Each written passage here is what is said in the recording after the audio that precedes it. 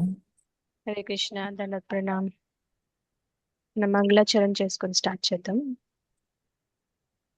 हरे कृष्ण माता जी दंडवत प्रणाम। హరే కృష్ణ దండోత్ ప్రణామ్. हरे कृष्ण माता धन्यवाद प्रणाम। హరే కృష్ణ ప్రభు దండోత్ ప్రణామ్. हरे कृष्ण हरे माता जी कृष्ण दंडवत। माता जी। हरे कृष्ण माता जी दंडवत प्रणाम। హరే కృష్ణ మాతాజీ సన్ ప్రభుజీ దండోత్ ప్రణామ్. మనం हरे कृष्ण మంగళాచరణ माता जी చేసుకొని दंडवत। డిస్కస్ చేసుకుందాం భగవద్గీత శ్లోకాస్. हरे कृष्ण माता जी। हरे कृष्ण माता जी प्रणाम। హరే కృష్ణ దండోత్ ప్రణామ్.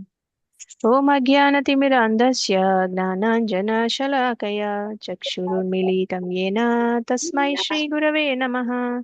శ్రీచైతన్యమనోభీష్టం స్థాపితం యేన భూతలే స్వయం రూపः కదా మహ్యం దదాతి స్వపదాంతికం.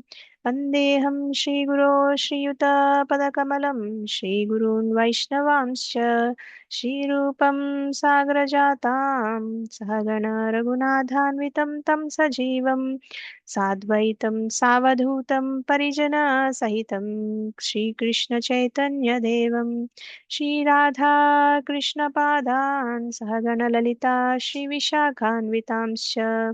हे कृष्ण करुणा सिन्धो दीनबन्धो जगत्पते गोपेश गोपिका कान्ता राधा कान्ता नमोऽस्तुते। तप्त काञ्चन गौराङ्गी राधे वृन्दावनेश्वरी वृषभानुसुते देवी प्रणमामि हरिप्रिये। नमो विष्णुपादाय कृष्णप्रेष्ठाय भूतले श्रीमते भक्तिवेदान्त स्वामिनिति नामिने। नमस्ते सारस्वते देवे गौरवाणी प्रचारिणे निर्विशेष शून्यवादी पाश्चात्यदेशतारिणे। वाञ्छाकल्पतरुभ्यश्च कृपा सिन्धुभ्य एव च पतितानां पावनेभ्यो वैष्णवेभ्यो नमो नमः। जय श्री कृष्ण चैतन्य प्रभु नित्यानंद श्री अद्वैत गदाधर श्रीवासादि गौरभक्तवृंद। हरे कृष्ण कृष्ण कृष्ण हरे हरे हरे राम राम राम हरे हरे। जय जय श्री चैतन्य जय नित्यानंद जय अद्वैत चंद्र जय गौर भक्त वृंद। जय जय श्री चैतन्य जय नित्यानंद जय अद्वैत चंद्र जय गौर भक्त वृंद। जय जय श्री चैतन्य जय नित्यानंद जय अद्वैत चंद्र जय गौर भक्त वृंद। ॐ नमो भगवते वासुदेवाय। ॐ नमो भगवते वासुदेवाय। ॐ नमो भगवते वासुदेवाय। नारायणं नमस्कृत्यं नरं चैव नरोत्तमं देवीं सरस्वतीं व्यासं ततो जयमुदीरयेत्। नष्टप्रायेषु भद्रेषु नित्यं भागवतसेवया भगवती उत्तमश्लोके भक्तिर्भवति नैष्टिकी। कृष्णाय वासुदेवाय देवकीनन्दनाय च नन्दगोपकुमाराय गोविन्दाय नमो नमः।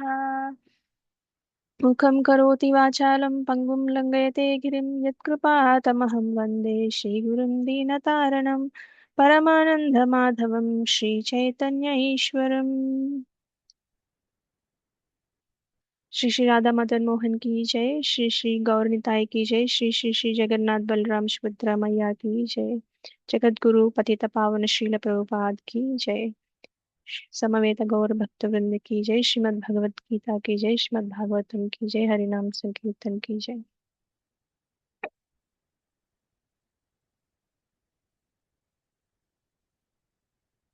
Thank you Mataji and prabhujis for joining today's session. మనం ఏ శ్లోకాల్లో ఉన్నాం?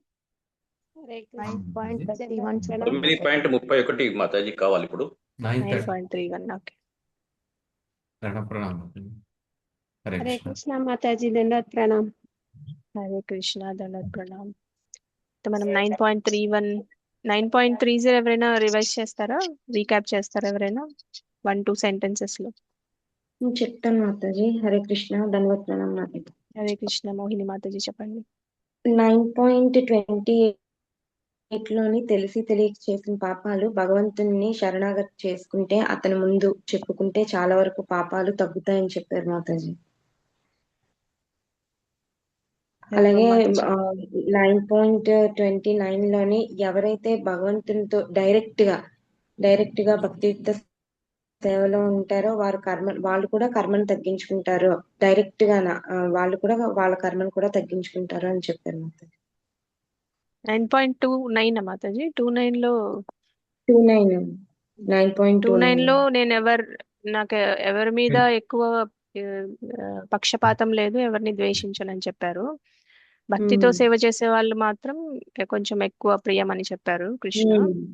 9.30లో ఒకవేళ భక్తి చేసే వాళ్ళు పడిపోయినా సరే వాళ్ళని నేను కాపాడతానని చెప్తున్నారు అన్నమాట. వాళ్ళని సాధువుగానే పరిగణించాలని చెప్పారు.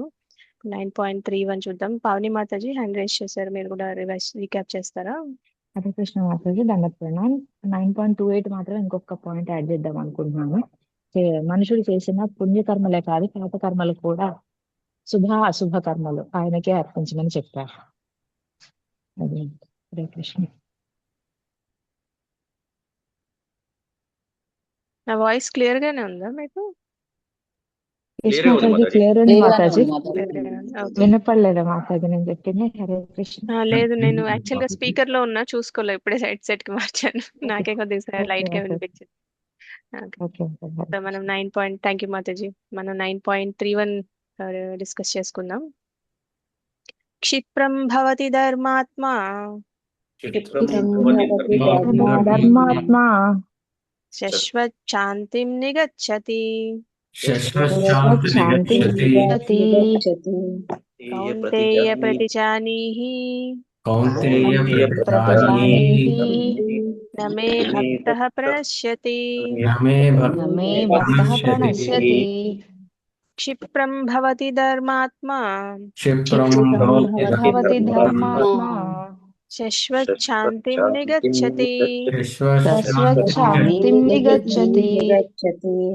కౌంతేయ ప్రతిజానీహి నమే భక్తః ప్రణశ్యతి.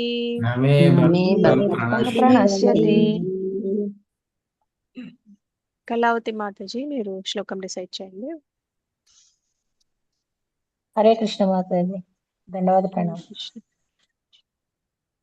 క్షిప్రం భవతి ధర్మాత్మా శశ్వత్శాంతిం నిగచ్చతి కౌంతేయ జానీహి నమే భక్త ప్రణశ్యతి. హరే కృష్ణ. Thank you Mataji. హరే కృష్ణ. కిషన్ ప్రభు మీరు కూడా శ్లోకం డిసైడ్ చేయండి. హరే కృష్ణ మాతాజీ. క్షిప్రం భవతి ధర్మాత్మా శశ్వచ్ఛాంతిం నిగచ్చతి కౌంతేయ ప్రతిజానీహి నమే భక్తః ప్రణశ్యతి. హరే కృష్ణ మాతాజీ. థ్యాంక్ యూ ప్రభు. హరే కృష్ణ. పావని మాతాజీ మీరు కూడా శ్లోకం డిసైడ్ చేయండి. హరే కృష్ణ మాతాజీ, దండప్రణాం. క్షిప్రం భవతి ధర్మాత్మా స్వస్వచ్ఛాంతిం నిగచ్చతి కౌంతేయ ప్రతిజానీహి నమే భక్తః ప్రణశ్యతి. హరే కృష్ణ మాతాజీ.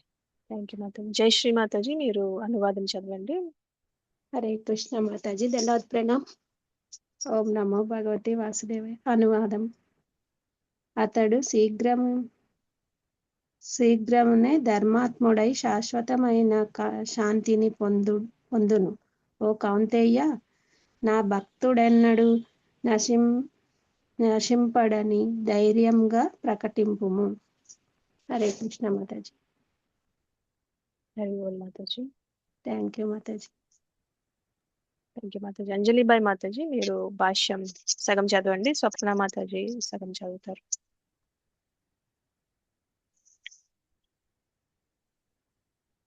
అన్మ్యూట్ చేసుకోండి మాతాజీ. అంజలిబాయ్ మాతాజీ. సంధ్యా మాతాజీ మీరు చదవండి భాష్యం.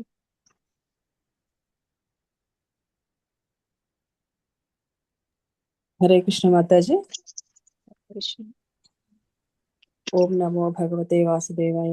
ఈ శ్లోకం తప్పుగా అర్థం చేసుకున్నారాదు.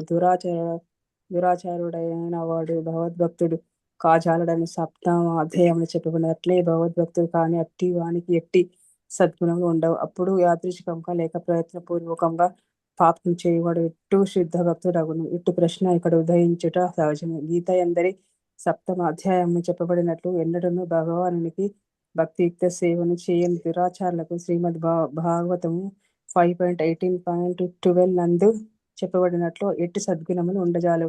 కాని భక్తుడైన వాడు అట్లుగాక నవవిధ భక్తి మార్గములు ఎందు నెలకొని హృదయం నందరి భౌతిక కాలుష్యములన్నింటినీ ప్రక్షాళించుకొని విధానమునందు ఆసక్తుడై ఉండను. కనుక అతని పాపములన్నీ సహజముగానే నశించిపోవును. భక్తుడు సదా తన హృదయం దేవాది దేవుని స్థిరముగా నిలిపి ఉండుటచే అతని పాపములన్నీ సహజంగానే నశించిపోవును. దేవాది దేవుని గురించి నిరంతర స్మరణ అతని సహజముగానే పరమ పవిత్రునిగా చేయును. ఉన్నత స్థితి నుంచి పతనం చెందిన వారెవరైనను తిరిగి పవిత్రులగుటకు కొన్ని కర్మ విధానములను, కొన్ని ప్రాయశ్చిత కర్మములను ఆచరింపవలన వేదములను అనుసరించి కొన్ని నియమములు కలవు. నిరంతరము హృదయం నందు దేవాది దేవుని స్మరించుట చేత పవిత్రీకరణ విధానము ఇదివరకే భక్తిని హృదయం నెలకొని ఉన్నందువలన అది భక్తి యోగమునకు అన్వయింపదు. కనుకనే హరే కృష్ణ కృష్ణ కృష్ణ హరే హరే, హరే రామ రామ రామ హరే హరే అను మహామంత్ర జపకీర్తనను నిరంతరం కొనసాగింపవలను. ఇది యాదృశ్చిక పతనముల నుండి భక్తిని రక్షించెను. ఆ విధంగా అతడు సమస్త భౌతిక కాలుష్యముల నుండి సదా యుక్తుడై ఉండగలడు. హరే కృష్ణ మాతాజీ. హరి బోల్ మాతాజీ. Thank you. రమేష్ ప్రభు మీరు హ్యాండ్ రైజ్ అలానే ఉంచండి. నెక్స్ట్ శ్లోక చదవచ్చు మీరు.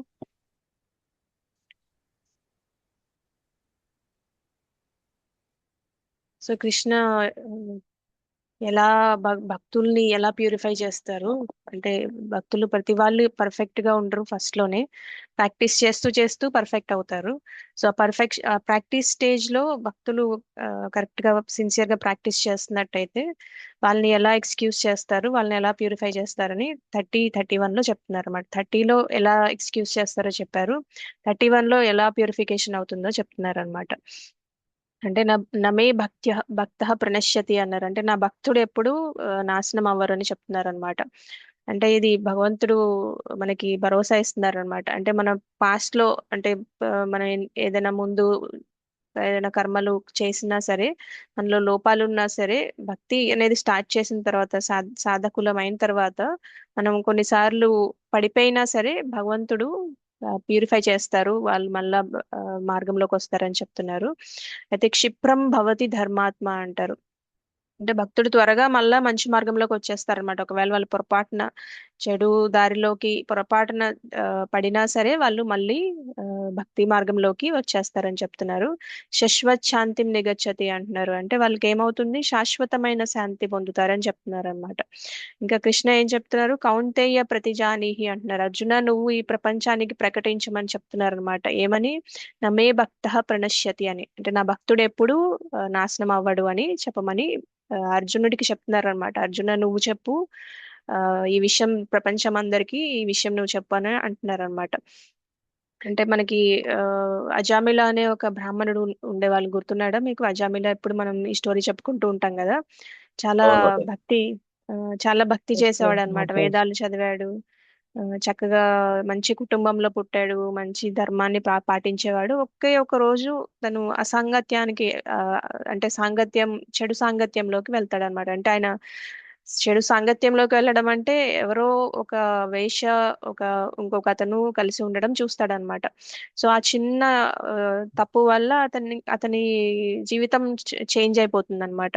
ఇంకా పాపాలు చేయడం స్టార్ట్ చేస్తాడు, మనసు చెడిపోతుంది, ఇంకా చెడు జీవితాన్ని గడుపుతూ ఉంటాడు. ఇంకా అలా చాలా వరకు ఏళ్ళన్నీ గడిచిపోతే వృద్ధాప్యం వచ్చేస్తుంది. కానీ మరణ సమయం వచ్చినప్పుడు యమదూతలు వస్తారనమాట ఆయన తీసుకెళ్ళడానికి. కానీ అజామిలుడు భయంతో అతనికి ఒక చిన్న కుమారుడు ఉంటాడు, అతని పేరు నారాయణ. నారాయణ నారాయణ అని పిలుస్తాడనమాట. అంటే ఆయన భగవంతుడిని ఏం పిలవలేదు, కానీ నారాయణుడిని పిలిచాడనమాట. వాళ్ళ కొడుకు పేరు నారాయణ కాబట్టి నారాయణని పిలిచాడనమాట. సాధారణంగా వాళ్ళ కొడుకు పేరు పిలిచాడనమాట భయంతో. కానీ అది కృష్ణుడి పేరు కాబట్టి విష్ణుదూతలు కూడా వస్తారనమాట. సో విష్ణుదూతలు వచ్చి యమదూతలతో ఆర్గ్యుమెంట్ చేసి, ఇంకా నారాయణ అని పిలిచాడు కాబట్టి ఇతను నమే భక్త ప్రణశ్యతి అన్నారు కదా, అంటే జామరుడు ఇంతకుముందు భక్తి చేశాడు, పొరపాటున చెడు మార్గంలోకి వెళ్ళిపోయాడు, అంటే ఇంకా వాళ్ళు నాశనం అవ్వరని చెప్పారు కదా, అంటే యమదూతలు తీసుకెళ్ళలేకపోయారు అనమాట, విష్ణుదూతలు వచ్చి ఆయన్ని కాపాడతారనమాట. సో అర్జామునుడు ఆ అవకాశాన్ని పూర్తిగా వినియోగించుకొని హరిద్వార్కి వెళ్ళి నిజమైన మళ్ళా ఆయన భక్తి మార్గంలోకి వెళ్ళి 11 సంవత్సరాలు మంచి భక్తి చేసుకొని వైకుంఠానికి తిరిగి వెళ్ళిపోతాడు అనమాట. సో భక్తులు పొరపాటున పాపాల్లోకి వెళ్ళిపోయినా సరే కృష్ణ భక్తి అనేది వాళ్ళని కాపాడుతుంది అనేది, వాళ్ళు నాశనం అవ్వరు అనేది ఇది ఒక ఉదాహరణ. ఇంకా గజేంద్ర కూడా అంతే కదా, గజేంద్ర ఒక ఏనుగు అనమాట. ఆయన ఒకరోజు సరస్సులో స్నానం చేస్తుంటే ఒక పెద్ద ముసలి అతని కాలు పట్టుకుంటుంది. గజేంద్రుడు సంవత్సరాలు కొద్దీ పోరాడతాడు అనమాట, ఇంకా శక్తి అంతా క్షీణిస్తుంది, కానీ ఇంకా ఏ గతి లేక అతనికి శక్తి ఉన్నంతసేపు అతని శక్తితోనే పోరాడతాడు, కానీ అతని శక్తి ఇంకా నాకు ఈ పని అవ్వదు అన్నప్పుడు భగవంతుడు గుర్తొస్తాడు అనమాట. ఎందుకు గుర్తొస్తాడంటే పూర్వజన్మలో అతను భక్తుడు కాబట్టి. ఇంకా చక్కగా భగవంతుని గుర్తు చేసుకొని అక్కడ పక్కనే ఒక కమలం ఉంటే ఆ కమలాన్ని తీసుకొని ఆయనకి సరెండర్ అయిపోతారనమాట, ఓ నారాయణ నన్ను రక్షించు అని. ఇంకా వెంటనే భగవంతుడు ఒక క్షణం కూడా ఆలస్యం చేయడు, గరుత్మంతునిపై వెంటనే వస్తారు, సుదర్శన చక్రంతో ముసలిని చంపేసి గజేంద్రుని రక్షిస్తారనమాట. అంటే మనం ఎలా అయితే భగవంతుణ్ణి భక్తి అనేది చేసినప్పుడు వాళ్ళకి ఆ హృదయంలో భక్తి ఉంటే గనక భగవంతుడు గుర్తిస్తాడు, భగవంతుడు వెంటనే స్పందిస్తాడు కూడా, వాళ్ళు నాశనం అవ్వకుండా కాపాడతారు అని చెప్తున్నారు. ఇంకా జగాయి మదాయి గురించి కూడా మనకు తెలుసు కదా, నవద్వీప్లో 2 సోదరులు ఉంటారు, వాళ్ళని కూడా వాళ్ళు సాంగత్యంలోకి రావడం వల్ల వాళ్ళు కూడా భక్తులుగా మారిపోతారు అనమాట. మన నిత్యానంద ప్రభు వాళ్ళని మంచి భక్తులుగా మార్చేస్తారు. ఇంకా మృగారి స్టోరీ కూడా విన్నట్టయితే, మృగారి ఒక వేటగాడు అనమాట. అతను ఎప్పుడు జంతువుల్ని మామూలుగా చంపడు అనమాట, సగం చంపేసి జంతువులు బాధపడుతుంటే అది చూసి ఆనందించేవాడు అనమాట. సో ఒక రోజు నారద ముని అక్కడికి వచ్చి అతని చూస్తారనమాట, ఎందుకు ఇలా చంపితే మొత్తం చంపేయచ్చు కదా, ఎందుకు సగం చంపి అలా ఇంకా ఎక్కువ పాపాన్ని కూడా పెట్టుకుంటున్నావు అని అడుగుతారనమాట. ఇంకా ఈ పాపం ఎందుకు చేస్తున్నావు అంటే ఇలా ఫ్యామిలీ కోసం చేస్తున్నా అంటాడు. ఫ్యామిలీలో నువ్వు చేసే పాపాలని తీసుకుంటారా అంటే వెళ్ళి అడిగితే వాళ్ళు ఎవరు మేము తీసుకోము, ఇది నీ బాధ్యత కాబట్టి నువ్వు మమ్మల్ని పోషించాలి, నువ్వు ఎలా పోషిస్తావు అనేది మాకు అనవసరం అంటారు అనమాట వాళ్ళు. సో ఇంకా వెంటనే ఆయన హృదయం మెల్లగా చేంజ్ అయిపోతుంది అనమాట. ఎందుకు అవుతుందంటే అది సత్సాంగత్యం వల్ల, నారదముని సాంగత్యంలోకి రావడం వల్ల అతనికి మైండ్ అనేది భక్తి వైపుకి మారిపోతుంది అనమాట. సో వెంటనే సరెండర్ అయిపోతాడు. కొన్నాళ్ళకి అతను భక్తి చేసుకున్న తర్వాత నారదుడు తిరిగి వచ్చినప్పుడు మృగారి మెల్లగా జాగ్రత్తగా నడుస్తూ ఉంటాడు అనమాట. ఎందుకు అలా నడుస్తున్నావు అంటే, గురూజీ నేను ఇక్కడ చీమలు ఉన్నాయి, ఇక్కడ చీమల మీద కాలేయకూడదని అని చెప్తాడనమాట. అంటే ఎంత మార్పో చూడండి, సగం జంతువుల్ని సగం చంపేసి అవి బాధపడుతుంటే ఆనందించే మనిషి సత్సాంగత్యం వల్ల ఇలా ఇంత చేంజ్ వచ్చింది. అంటే సత్సాంగత్యం వల్ల, భక్తి వల్ల భక్తులు పాపాల దగ్గర నుంచి పుణ్యం వైపుకి, మంచి పనుల వైపుకి వెళ్తారు. అలాంటి ప్యూరిఫికేషన్ అయిపోతుందని మనకి ఈ శ్లోకంలో కృష్ణ చెప్తున్నారు. ఇంకా ప్యూరిఫికేషన్ అయిన తర్వాత వాళ్ళు ఏం చేస్తారు, వాళ్ళు దారి ఆటోమేటిక్ గా చేంజ్ అయిపోతుంది అనమాట, భక్తి మార్గంలోకి వచ్చేస్తారు. ఒకవేళ పొరపాటున వెళ్ళినా సరే మళ్ళీ వాళ్ళు ప్యూరిఫై అవ్వబడతారని చెప్తున్నారు అనమాట. ఇంకా పూతన గురించి మనకు తెలుసు కదా, పూతన కృష్ణుని చంపడానికి వస్తుంది, కొన్ని రోజులు ఉన్న పసిబాలుని చంపడానికి వస్తుంది. అలాంటి పూతనానే భగవంతుడు క్షమించారనమాట, ఎందుకంటే ఆవిడ తల్లి రూపంలో వచ్చింది కాబట్టి ఆవిడకి మంచిగా వైకుంఠంలో యశోదమయ్య దగ్గర సేవ చేసే భాగ్యాన్ని ఇచ్చారు. అలాంటిది భక్తుల్ని ఎందుకు కాపాడకుండా ఉంటారు వాళ్ళు, ఒకవేళ పడిపోయినా సరే. అలా అని పడిపోమని కాదు, బట్ కృష్ణ చెప్తున్నారు అనమాట, ఇలా అర్జునాన్ని ఎందుకు ప్రకటించమని చెప్తున్నారు, నమే భక్త ప్రణశ్యతి అని నువ్వు ప్రపంచానికి చెప్పు అని అంటున్నారు అనమాట. అర్జునుడిని ఎందుకు ప్రకటించమంటున్నారంటే, భగవంతుడు ప్రమాణం కన్నా భక్తుల ప్రమాణం తీర్చడంలో భగవంతుడు ఎక్కువ ఇష్టం చూపిస్తారనమాట. అంటే మనకి భీష్మ పితామహ విషయంలో ఆయన శపథాన్ని కొంచెం ఉల్లంఘించినట్టు అనిపిస్తారు కదా, కానీ భక్తులు ఏదైనా చెప్తే ఆ మాటని ఖచ్చితంగా నిజం చేస్తారనమాట. అంటే అర్జునుడు భక్తుడు కాబట్టి ఆయన మాట ప్రపంచానికి చెప్తే అది భగవంతుడే నిజం చేస్తారు. అంటే కృష్ణుడు ఏం చెప్తున్నారు, నా భక్తులు ఎప్పుడు నాశనం అవ్వరని అర్జునుడికి చెప్పమని చెప్తున్నారు అన్నమాట. ఈ ప్రపంచం అందరికి చాటి చెప్పు, నా భక్తులు ఎప్పుడు నాశనం అవ్వరని. ఎందుకంటే భక్తులు చెప్తే గనక భగవంతుడికి అది ఖచ్చితంగా చేస్తారు అని చెప్పడానికి కూడా అర్జునుడిని ప్రకటించమని చెప్తున్నారు అన్నమాట. సో మనం మన పాస్ట్ లో ఎంత చెడు ఉన్నా సరే, ఎన్ని పాపాలు ఉన్నా సరే, భక్తి మీద మనం భక్తులు అయితే గనక మనకి ఆ ప్యూరిఫికేషన్ ఆటోమేటిక్ గా వస్తుంది. మనం ఒకవేళ పొరపాటున గనక పడిపోయినా సరే మళ్ళా ప్యూరిఫికేషన్ అయితే అవుతుంది, మళ్ళా మంచి మార్గంలోకి వస్తామని చెప్తున్నారు. ఎందుకంటే మన భక్తులు ఎప్పుడూ నశించరని భగవంతుడే చెప్తున్నారు కాబట్టి అన్నమాట. ఇంకా ప్రభుపాదుల వారు ఇక్కడ ఏం చెప్తున్నారు? ఒక్క నిమిషం, నేను screen purification. Hare Krishna Hare Krishna.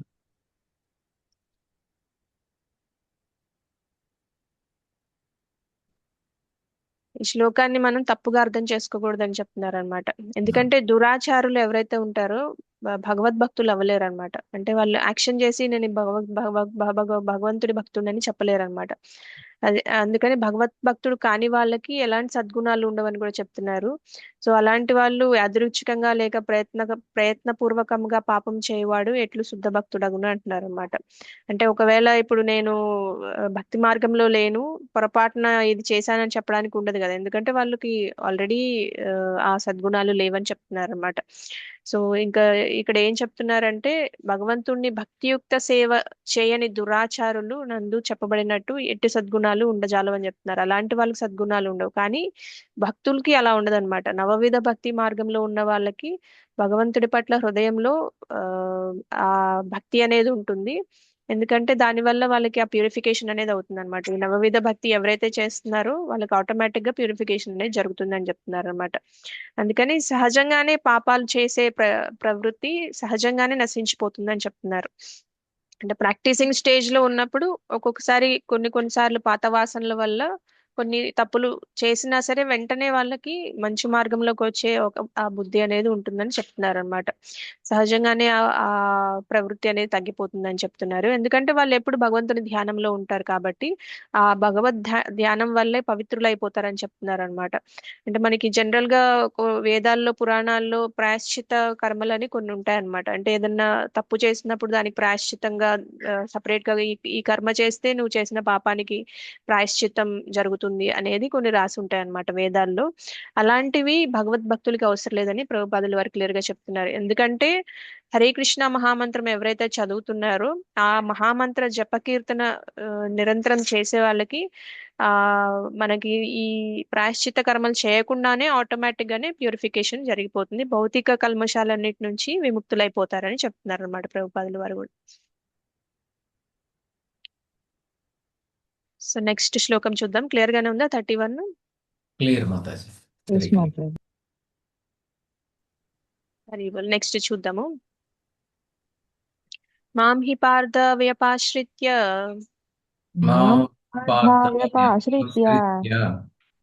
AP స్యుః పాపయోనయః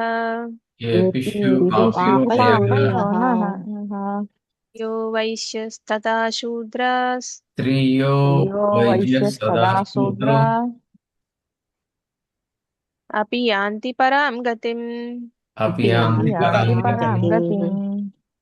మాం హి పార్థ వ్యపాశ్రిత్య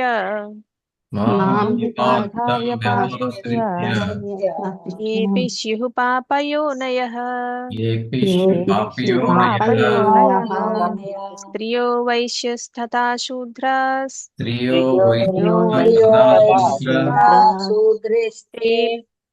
తేపి యాంతి పరాం గతిం. మాం హి పార్థ వ్యపాశ్రిత్య ఏపి స్యుః పాపయోనయః స్త్రియో వైశ్యస్తథా శూద్రాస్ తేపి యాంతి పరాం గతిం.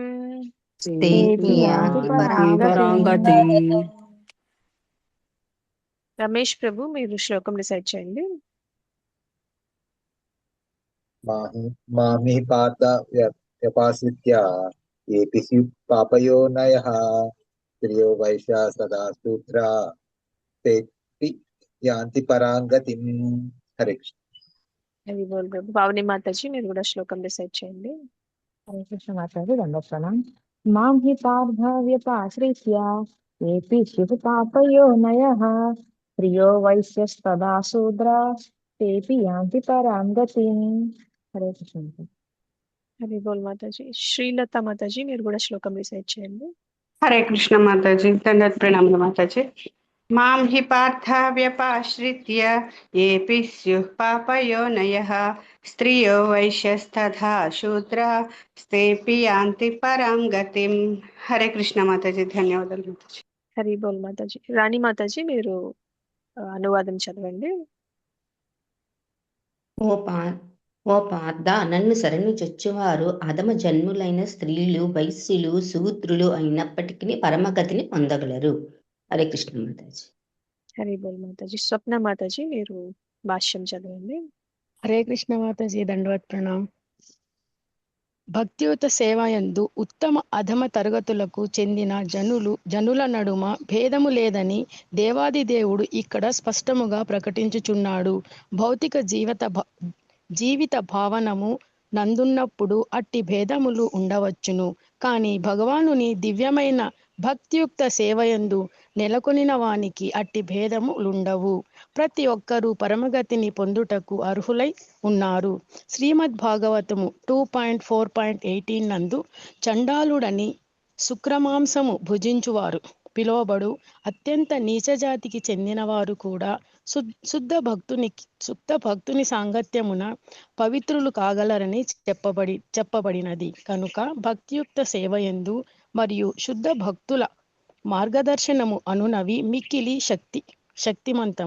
శక్తిమంతములగుటచే ఉత్తమ అధమ తరగతి జనుల నడుమ ఎట్టి భేదముండదు. ఎవరైనాను అట్టి భక్తిని గ్రహించవచ్చును. అతి సామాన్యుడు కూడా శుద్ధ భక్తుని శరణు పొందినచో చక్కని మార్గదర్శనముచే పవిత్రుడు కాగలడు. వాస్తవమునకు వివిధ ప్రకృతి గుణములను అనుసరించి మానవులు సత్వగుణ ప్రధానులు బ్రాహ్మణులు, రజోగుణ ప్రధానులు క్షత్రియులు లేక పరిపాలకులు, రజస్తమోగుణ మిశ్రితులు వైశ్యులు లేక వర్తకులు, తమోగుణ ప్రధానులు శూద్రులు లేక కార్మికులు అని 4 తరగతులుగా విభజింపబడిరి. ఈ 4 తరగతుల కంటేను తక్కువైన వారు చండాలురు, పాప కుటుంబమున జన్మింతురు. సాధారణముగా అట్టి పాపజన్మ సాంగత్యమును ఉన్నత తరగతికి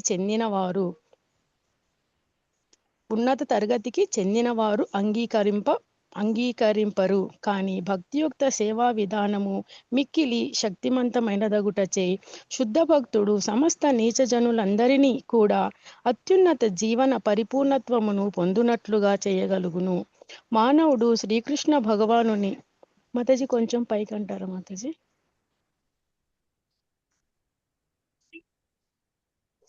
అట్టి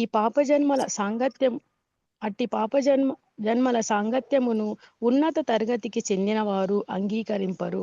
కానీ భక్తియుక్త సేవా విధానము మిక్కిలి శక్తిమంతమైనదగుటచే శుద్ధ భక్తుడు సమస్త నీచ జనులందరినీ కూడా అత్యున్నత జీవన పరిపూర్ణత్వమును పొందునట్లుగా చేయగలుగును. మానవుడు శ్రీకృష్ణ భగవానుని ఆశ్రయించున్నప్పుడే అది సాధ్యమగును. వ్యాపాశ్రిత అను పదముచే సూచించబడినట్లు మానవుడు శ్రీకృష్ణుని పూర్తిగా శరణు పొందవలెను. అప్పుడు అతడు గొప్ప జ్ఞానుల కంటేను యోగుల కంటేను కూడా గొప్పవాడు కాగలడు. Hare Krishna Mataji. Thank you Mataji. Mataji thank you so much. మీకు కృష్ణ ఏం చెప్తున్నారో చూద్దాము.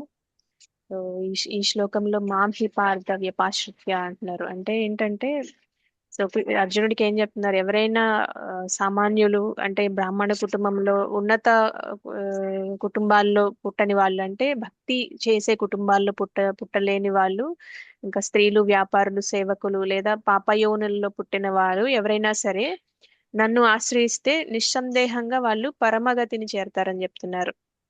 తేపి యాంతి పరాంగతిం అని చెప్తున్నారు అనమాట. అంటే కృష్ణుని భక్తి ప్రతి ఒక్కరికి అందుబాటులో ఉంటుందని చెప్తున్నారు అనమాట. అంటే మనం ఏ జన్మలో పుట్టినా, ఏ జాతిలో పుట్టినా, ఏ వృత్తి చేస్తున్నా, ఏ స్థాయిలో ఉన్నా ఇవేవి భక్తి చేయడానికి అడ్డంకులు కావని కృష్ణుడు చెప్తున్నారు అనమాట ఇక్కడ. సో కృష్ణుడి హృదయాన్ని మాత్రమే చూస్తారు. మనం ఎలా ఎంత క్వాలిఫికేషన్ ఉంది మెటీరియల్ గా, మనం ఏ కుటుంబంలో పుట్టాము, ఏ వృత్తి చేస్తున్నాము, మనకి డబ్బు ఉందా, అందం ఉందా, ఇవన్నీ ఐశ్వర్యాలు ఉన్నాయి, అవన్నీ చూడరని చెప్తున్నారు అనమాట. సో మనం ఇప్పుడు కాలంలో చూస్తే జనరల్ గా మనకి కొన్ని సందేహాలు వస్తూ ఉంటాయి కదా. ఇతను ఇలాంటి ఆ ఈ బెగ్గర్ కుటుంబంలో పుట్టాడు, ఇతను ఇంత సాధించగలడా అని అలాంటి అనుమానాలు వస్తాయి. కానీ భగవంతుడు వేరేలా చూస్తాడనమాట. ఆయన ఎలా అంటే భగవంతుని ఎవరైతే ఆశ్రయిస్తారో వాళ్ళందరికీ తప్పకుండా ఫలితం అనేది ఉంటుందన్నమాట. సో అది జన్మ జన్మ నుంచి రాదు, వృత్తి నుంచి రాదు, ఏ క్వాలిఫికేషన్ ఇంకా ఏ మెటీరియల్ క్వాలిఫికేషన్ నుంచి రాదు. భక్తి అందరికీ అందుబాటులో ఉంటుంది, ఎవరైనా భక్తులు అవ్వచ్చని కృష్ణ ఇక్కడ చెప్తున్నారనమాట. సో మనకి గజేంద్రుని చూసినా కూడా ఆయన ఏ జన్మలో ఉన్నారు? ఆయన జన్మలో ఏను- మాతాజీ. ఏనుగు ఏనుగు జన్మ. ఏనుగులా ఉన్నారు కదా. ఇంద్రజిత్ మహారాజ్ మాతాజీ. అవును మాతాజీ. సో ఏనుగు జంతు జన్మ. పూర్వజన్మలో బ్రాహ్మణుడే అయినా సరే, క్షత్రియుడే అయినా సరే ఈ జన్మలో జంతువుగా పుట్టాడు కదా. కానీ చివరి క్షణంలో ఈయన జంతువు లాగా పుట్టాడు, ఆయన నన్ను ప్రార్థిస్తే నేను వెళ్ళాలా ఏంటి అని అనుకున్నారా విష్ణుమూర్తి? లేదు మాతాజీ. లేదు లేదు స్వయంగా మాతాజీ. వచ్చారు కదా విష్ణుమూర్తి, ఆయన గరుడ మీద స్వయంగా వచ్చి ఆయన్ని కాపాడారనమాట. సో జన్మ అనేది ముఖ్యం కాదు, మన హృదయం అనేది ముఖ్యం అన్నమాట. మనం ఏ హృదయంతో ఆయన ఆశ్రయిస్తున్నామో దాన్ని ఆయన చూస్తారని చెప్తున్నారు. ఇంకా ప్రహ్లాద్ మహారాజ్ చూసినా కూడా ఆయన ఏ కుటుంబంలో పుట్టారు? దైత్య అసుర రాక్షస కుటుంబంలో కులం. పుట్టారన్నమాట. అయినా సరే ఆయన భగవంతుడు స్వయంగా వచ్చి ప్రహ్లాదుడిని కాపాడారు కదా. సో ధ్రువ మహారాజ్ కూడా చిన్న బాలుడు, 5 సంవత్సరాల బాలుడు, అతనికి నేను వెళ్ళేది ఏంటి అని అనుకున్నారా? వయసు కూడా లేదు చూడలేదన్నమాట. సో ఆయన ధ్రువ మహారాజ్ కి కూడా చక్కగా ప్రత్యక్షమయ్యారు. ఆయనకి మంచి వరాన్ని కూడా ప్రసాదించారు. ఇంకా శబరి గుర్తుందా మీకు? శబరి కూడా రామాయణంలో మనకి శబరి గురించి చెప్పుకున్నాం కదా.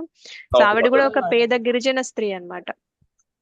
సో ఆవిడ స్వయంగా ఆయన పండ్లని కొరికి ఎంగిల్ చేసి ఇచ్చినా సరే శ్రీరాముడు ఏం చేశారు? తీసుకున్నారు కదా, స్వీకరించారా లేదా? స్వీకరించారు. సో భక్తి అనేది ముఖ్యం అన్నమాట. మన హృదయం అనేది చాలా ఇంపార్టెంట్. మనం ఏ కుటుంబంలో పుట్టాము, ఏ జాతిలో పుట్టాము అనేది భగవంతుడు చూడరు అని చెప్తున్నారు. ఇంకా మనకి విదురుడిని చూసినా కూడా ఆయన దాసీపుత్రుడు కదా. దాసీపుత్రుడు ఇంట్లో భోజనం చేస్తారనమాట. మనకి దుర్యోధనుడు ఎన్నో రకాల వంటలు చేసి పిలిచినా సరే ఆయన అక్కడికి వెళ్లకుండా విదురుడి ఇంటికి వెళ్ళి విదురాని పెట్టే ఇంకా అరటిపళ్ళు కాకుండా అరటిపళ్ళు తొక్కల్ని కూడా తిన్నారు, అవునా కదా. అవును మాతాజీ. ఆయన ప్రేమ మాత్రమే చూస్తారనమాట, భావం చూస్తారు, భక్తి మాత్రమే చూస్తారు అనేది మనకి ఇవన్నీ ఎగ్జాంపుల్స్ అన్నమాట.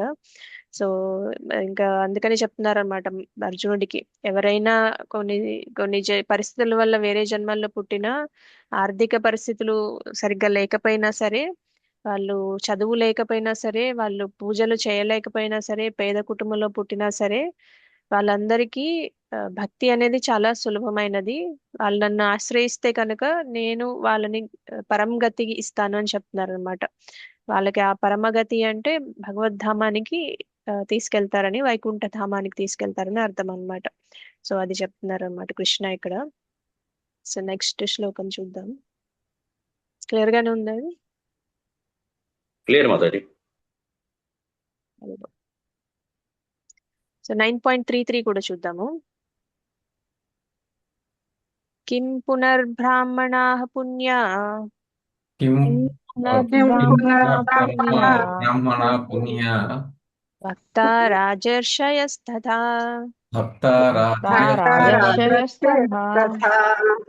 అనిత్యం అసుఖం లోకం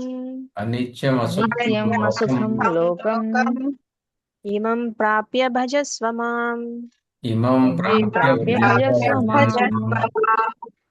కిం పునర్బ్రాహ్మణాః పుణ్యా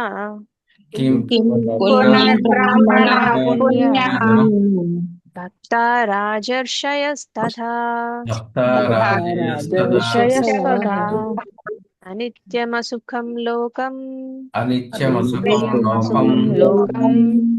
ఇమం ప్రాప్య భజస్వ మాం. జై శ్రీ మాతాజీ. మీరు శ్లోకం డిసైడ్ చేయండి.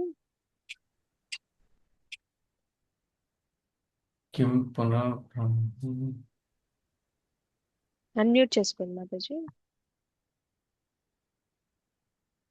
కిషన్ ప్రభు మీరు డిసైడ్ చేయండి. హరే కృష్ణ మాతాజీ. నేను చదవనా? చదవండి ప్రభు. కిం పునఃబ్రాహ్మణ పుణ్యా భక్తా రాజర్షయస్తథా అనిత్యమసుఖం లోకం ఇమం ప్రాప్య భజస్వ మాం. హరే కృష్ణ మాతాజీ. ధన్యవాదాలు. హరి బోల్ హరే మాతాజీ. కృష్ణ మోహిని మాతాజీ, మాతాజీ. సారీ మాతాజీ. చదవండి మాతాజీ, శ్లోకం రిసైట్ చేయండి. కిం పునర్బ్రాహ్మణ పుణ్య భక్త రాజర్షయ సదా అనిత్యమా సుఖం లోక మిమం ప్రాప్య భజమవ్యయం. అంతేనా భజస్వమాం. భజస్వమాం. భజస్వామం. హరే కృష్ణ మాతాజీ. Thank you Mataji. మోహిని మాతాజీ, మీరు అనువాదం చదవండి. హరే కృష్ణ మాతాజీ. ఇక ధర్మాత్ములైన బ్రాహ్మణులు గూర్చియు భక్తుల గూర్చియు రాజర్షుల గూర్చియు వేరుగా చెప్పవలన. అందుచే అనిత్యము దుఃఖపూరితమును అగు ఈ లోకమునకు వచ్చి యున్నందున నా ప్రేమయుక్త సేవలో నియుక్తుడవగుము. హరే కృష్ణ హరి బోల్ మాతాజీ. మాతాజీ. పావని మాతాజీ, భాష్యం చదవండి. హరే కృష్ణ మాతాజీ. దండవత్ ప్రణామ్. భాష్యం బై శ్రీల ప్రభుపాదకి జై. ఈ భౌతిక జగత్తున జనులలో వివిధ వర్గములు కలవు. వాస్తవమునకు ఈ జగత్తు ఎవరికిని సుఖకరమైన ప్రవేశము కాదు. కనుకనే అనిత్యం అసుఖం లోకం అని స్పష్టముగా తెలుపబడినది. ఈ ప్రపంచము అశాశ్వతము, దుఃఖపూరితము, సజ్జనులు నివసించుటకు యోగ్యము కాదని ఇక్కడ స్పష్టముగా చెప్పబడినది.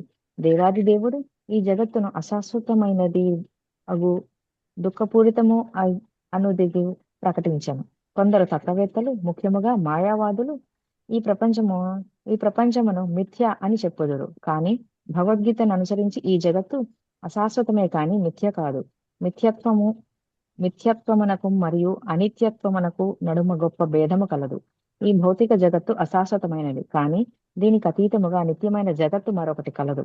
ఈ జగత్తు దుఃఖపూరితమైనది, కానీ దీనికి అతీతమైన మరొక జగత్తు నిత్యమైనది మరియు ఆనందముతో కూడి ఉన్నట్టిది. అర్జునుడు రాజర్షుల వంశంలో జన్మించను. శ్రీకృష్ణుడు అతనికి కూడా నా భక్తియుక్త సేవను చేపట్టి శీఘ్రమై తిరిగి నా ధామమును చేరుము అని చెప్పుచున్నాడు. దుఃఖపూరితము మరియు అశాశ్వతమైన ఈ లోకమునందు ఎవరునూ నిలిచిపోరాదు.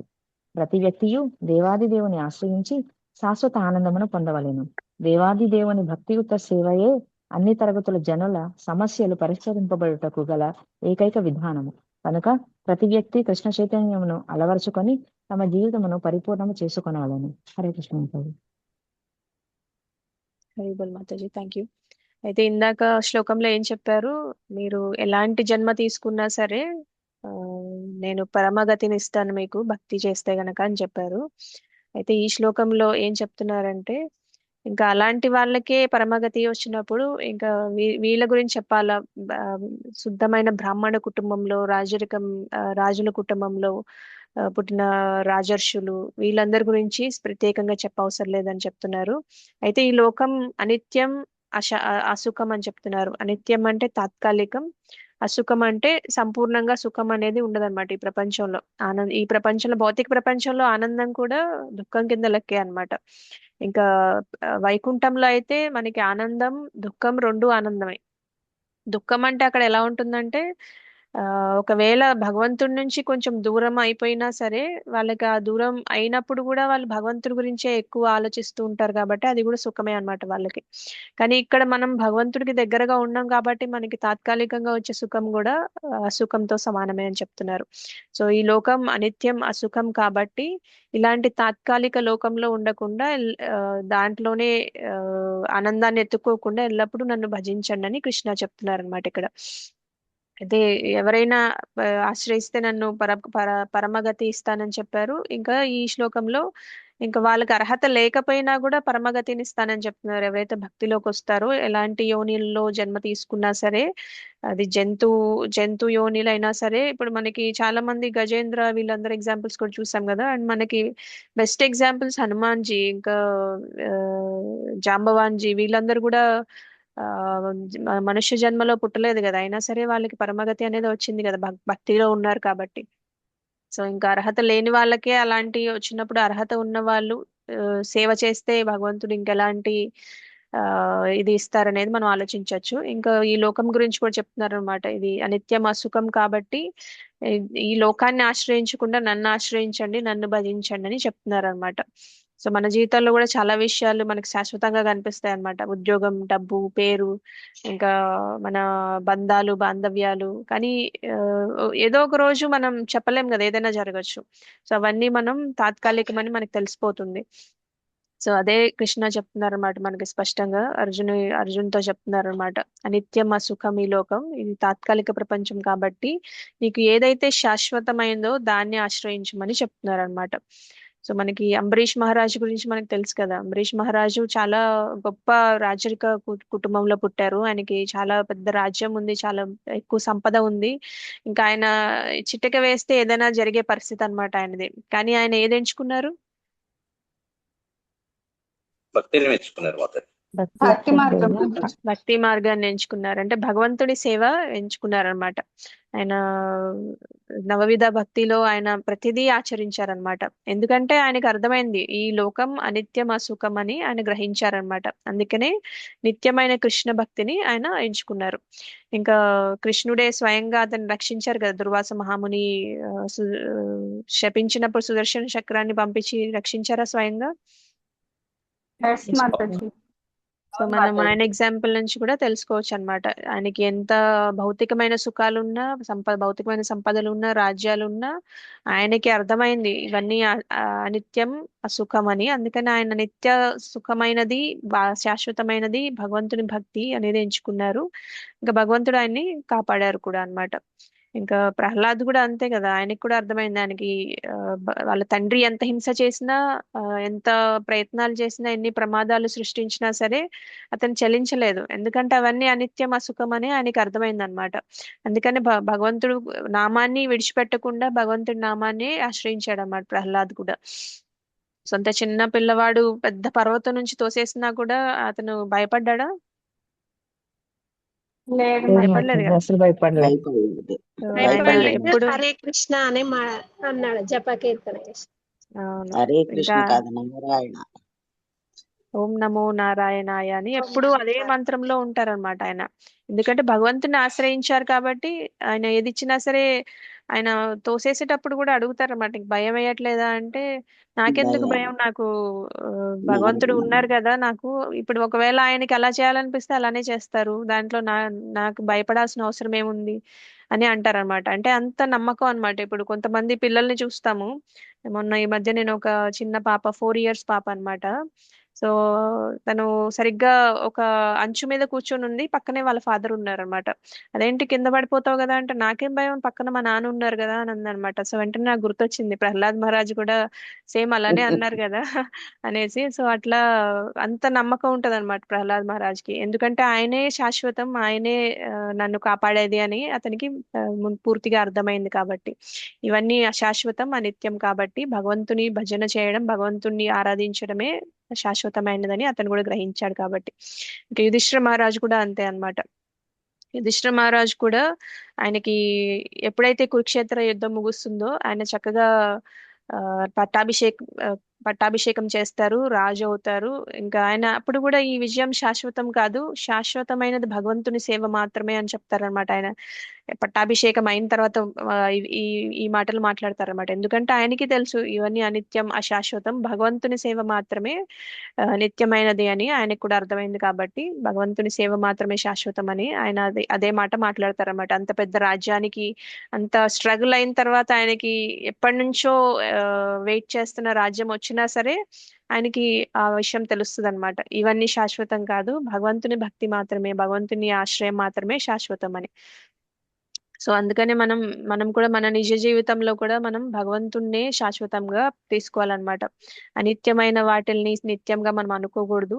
ఇంకా మనం ఈ రోజు ఏదో చిన్న సంతోషం వచ్చింది భౌతికంగా అని దానికి అట్రాక్ట్ అయిపోకూడదు అనమాట. మనం దేని గురించి అయితే ధ్యాస పెట్టాలో దాని గురించే మనం ఎక్కువగా ఆలోచించాలన్నమాట. అందుకని మనం అర్జునుడికి కృష్ణ ఏం చెప్తున్నారు, ఈ లోకం మీద ఆధారపడకు, నా మీద ఆధారపడు, భజస్వమాం అని చెప్తున్నారు, నన్ను భజించు అని చెప్తున్నారు అనమాట. సో మనం ఎప్పుడు అంబరీష్ మహారాజ్ని, ప్రహ్లాద్ మహారాజ్ని, యుధిష్ఠిర్ మహారాజ్ని, వీళ్ళందరినీ మనం గుర్తుంచుకోవాలి. వాళ్ళు ఎలా అయితే నిత్యమైన దాన్ని ఆశ్రయించారో మనం కూడా భగవంతుని ఆశ్రయించాలని మనం ఈ శ్లోకం నుంచి తెలుసుకోవచ్చు అన్నమాట.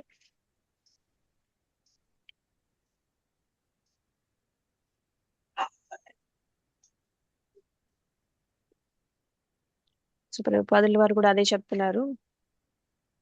ఈ భౌతిక జగత్తు జనుల్లో వివిధ వర్గములు కలవని చెప్తున్నారు. అంటే మనకి బ్రాహ్మణ, క్షత్రియ, శూద్ర, వైశ్య.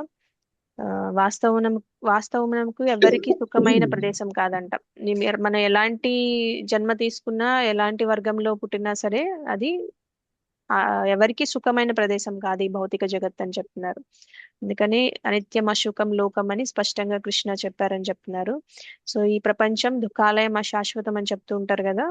సో అందుకని సజ్జనులు నివసించుటకు యోగ్యం కాదని క్లియర్ గా చెప్తున్నారు అనమాట కృష్ణ ఇక్కడ. సో దేవాది దేవుడు ఈ జగత్తును అశాశ్వతమైనది, దుఃఖపూరితమైనదని ప్రకటించారు.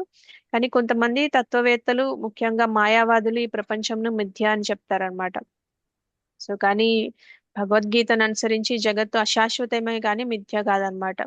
అంటే ఈ ప్రపంచం మిథ్య అంటే అది ఇల్యూషన్ అనమాట, అది ఇమాజినరీ అని చెప్తారు. అది ఇమాజినరీ కాదు, కానీ ఇది శాశ్వతం కాదనమాట, అంటే టెంపరరీ అని చెప్తున్నారు. భగవద్గీతలో మనకి లోకం టెంపరరీ అంటున్నారు, మిథ్య కాదు టెంపరరీ అని చెప్తున్నారు. కానీ మాయావదులు మిథ్య అనుకుంటారు అనమాట. కానీ మిథ్యత్వానికి అనిత్యముకి చాలా గొప్ప డిఫరెన్స్ ఉందని చెప్తున్నారు అనమాట ప్రభుపాద ఇక్కడ. సో ఈ భౌతిక జగత్తు అశాశ్వతమైనది, కానీ దీనికి అతీతంగా నిత్యమైన జగత్తు ఇంకోటి ఉందని చెప్తున్నారు. అది వైకుంఠ లోకాలు అనమాట. ఈ జగత్తు దుఃఖపూరితమైన అని చెప్తున్నారు. నిత్యమైన జగత్తు వైకుంఠం ఏదైతే ఉంటుందో నిత్యం ఆనందమే ఉంటుందన్నమాట అక్కడ. సో అర్జునుడు రాజర్షుల వంశంలో పుట్టారు కాబట్టి కృష్ణ ఆయనకి చెప్తున్నారు అనమాట, నా భక్తియుక్త సేవను చేపట్టి శీఘ్రమే నా ధామమునకు చేరమని చెప్తున్నారు అనమాట. సో దుఃఖపూరితమైన శాశ్వతమైన ఈ లోకం నందు ఎవరూ ఉండిపోకూడదు, భగవంతుని ఆశ్రయించి భగవద్ధామానికి చేరి శాశ్వత ఆనందాన్ని పొందమని చెప్తున్నారు అనమాట. అందరికీ ఒకే ఒక ఏకైక విధానం అని చెప్తున్నారు పరిష్కరించడానికి, అది భక్తి మార్గం, భగవంతుని భజించడం అని చెప్తున్నారు అన్నమాట. సో ఇక్కడ ఆపేద్దాము. 3-4 నుంచి రేపు చూడొచ్చు. ఏమైనా ప్రశ్నలు ఉంటే అడగండి. శ్రీలత మాతాజీ ఏమైనా ప్రశ్న ఉందా? లేదు మాతాజీ, ఇందాక శ్లోకాకన్నా శ్లోకం రేసైతే గురించా? చాలా బాగా చెప్పారు మాతాజీ. ఎగ్జాంపుల్స్ చాలా చాలా బాగున్నాయి మాతాజీ. Thank you so much Mataji. Hari బోల్ మాతాజీ. ప్రశ్నలు ఏం లేకపోతే మనం క్లోజ్ చేసుకుందాము. వాంఛాకల్పతరుభ్యశ్చ కృపా సింధుభ్యైవ చ పతితానాం పావనేభ్యో వైష్ణవేభ్యో నమో నమః. అనంతకోటి వైష్ణవృంద की जय. श्रील प्रभुपाद की जय. श्रीमद् भगवद गीता की जय. श्रीमद् भागवतम की जय. हरे कृष्ण माता जी, प्रणाम। हरे कृष्ण